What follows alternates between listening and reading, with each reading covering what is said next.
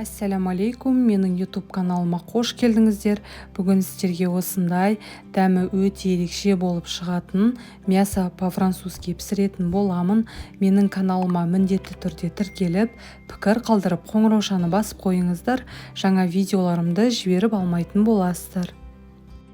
Бізге қажетті заттарымыз: тартылған ет, картоп, сметана, жұмыртқа, тұз, бұрыш, ірімшік және де сарымсағымыз қажет болады. Ең алдымен бізге осылай формамызға сары майымызды жағып алатын боламыз.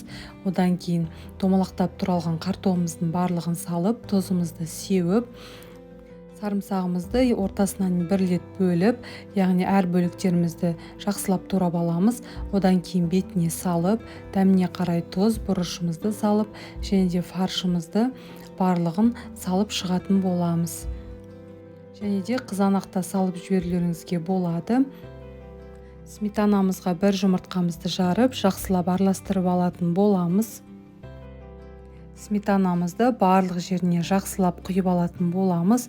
Яғни бұны біз духовкамызда 180 градуста 45 минут көлемінде толықтай қызарып піскенше пісіретін боламыз.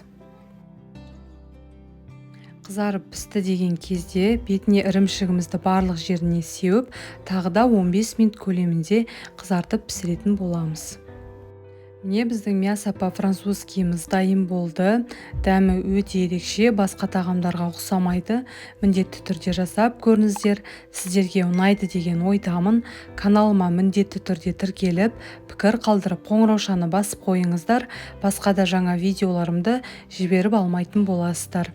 Міндетті түрде жасап көріңіздер. Барлықтарыңызға ас болсын.